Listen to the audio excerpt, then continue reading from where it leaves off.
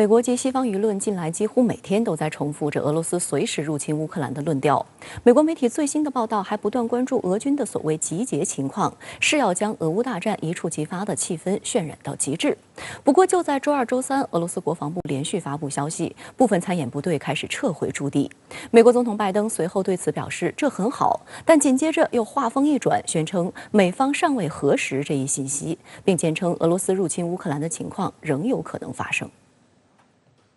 俄罗斯国防部发言人科纳申科夫表示，俄军正在多个地区进行演习，几乎所有军区、舰队和空降部队都参与其中。参加联合决心2022演习的俄罗斯东部军区部队、空降部队正在与白俄罗斯武装部队合作，研究在防御行动中击退对联盟国侵略的问题。此次俄白联合军演将持续到2月20号。俄罗斯外长拉夫罗夫同一天还表示，俄军在本国境内演习与他国无关。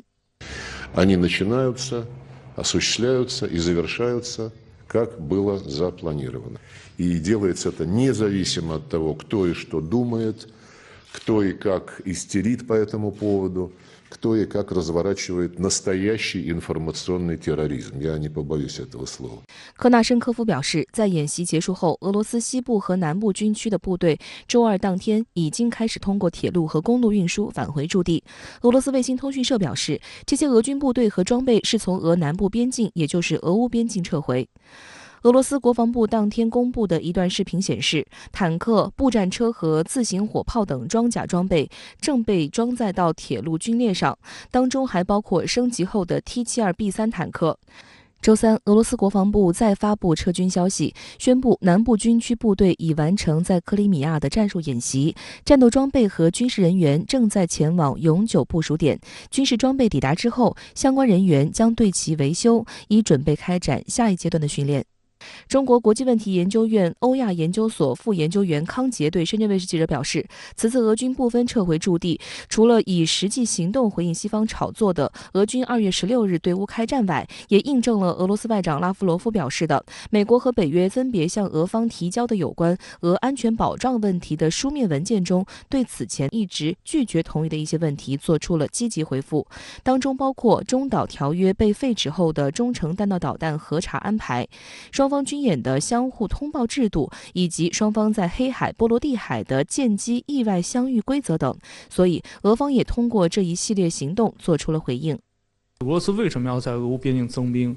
其实很大程度上就是为了迫使这个美国和西方坐下来，接受俄罗斯的部分条件，接受俄罗斯的部分要价。他并不是说真的说要用武力来解决问题。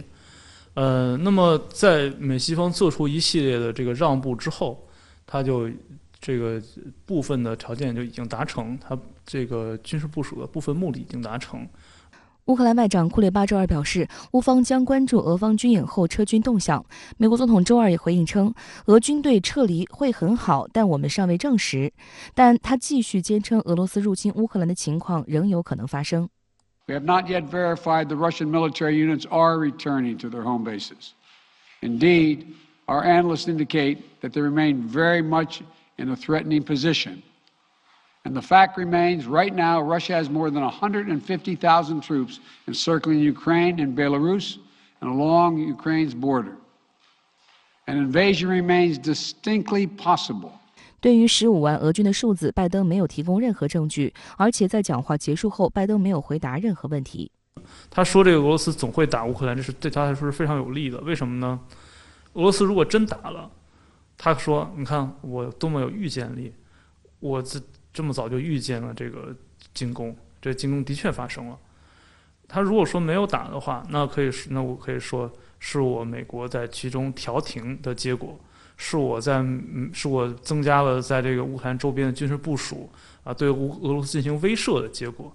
使得他不敢发动进攻了。美国舆论也积极在配合美西方的俄乌大战一触即发的论调。美国有线电视新闻网周二报道称，俄罗斯军队在乌克兰边境附近集结仍在继续，从黑海的潜艇和2栖登陆舰到乌克兰东北边界的伊斯坎德尔弹道导弹、坦克和榴弹炮，各种装备应有尽有。另据美国动力网站战区栏目周一的报道，上周末卫星照片显示，白俄罗斯卢尼涅茨空军基地的苏-25攻攻击机数量已从15架增加到32架，目前尚不清楚这些飞机是否都属于俄罗斯。另外，一支 S-400远程地对空导弹部队现在似乎也在该基地投入使用。在海军方面，6艘大型登陆舰上周已抵达黑海，进一步增强了那里的两栖作战和其他能力。不过，对于即将进攻乌克兰的指控，俄方予以坚决否认。俄罗斯塔斯社周二的报道称，俄常驻联合国第一副代表德米特里·波列安斯基对英国第4频道表示，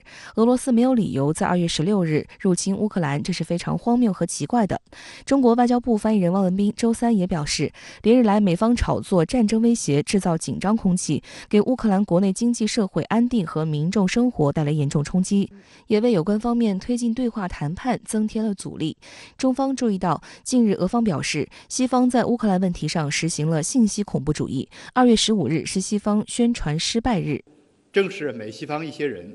不断煽动散播虚假信息，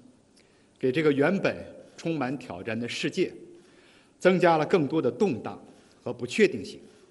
加剧了不信任和分裂。我们希望有关方面停止此类虚假信息攻势，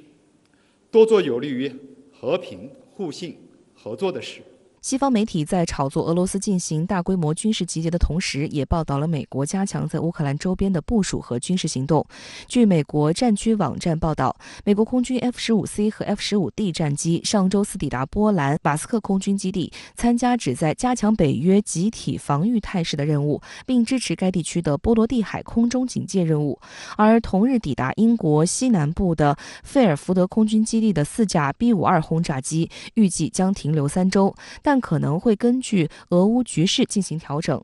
进入罗马尼亚的 F-16C 数量不详，他们来自驻扎在德国的第52战斗机联队。这一部署表面上是为了支持北约在黑海地区的空中警戒任务，但美国空军和北约都明确表示，这些飞机都是为了应对俄罗斯在与乌克兰接壤的边境以及邻国白俄罗斯令人极其担忧的部队集结。此外，美国总统国家安全事务助理沙利文周一向国会议员表示，五角大楼正在寻求通过地面运输向乌克兰提供军事援助，以帮助基辅在俄罗斯入侵时在国内进行抵抗。美国防长奥斯汀本周前往布鲁塞尔和东欧时，可能会与北约领导人讨论这个话题。拜登政府在过去1年已批准向基辅提供约6.5亿美元的军事装备，最近又批准了对乌的2亿美元武器援助计划，其中包括标枪反坦克导弹、榴弹发射器以及弹药等。美西方在这个过程中的这种舆论的炒作呀，一些这个由这个外交战和信息战相结合的这种混合战术啊，实际上是使得这个本来的一个并不构成紧张局势的这样一种态势呢，就一下就变得好像是成了2022年年初的一个最大的一个热点事件。它也是这个俄罗斯和美西方之间长期的这样一个竞争，长期的一个地缘政治僵局的一个集中的爆发。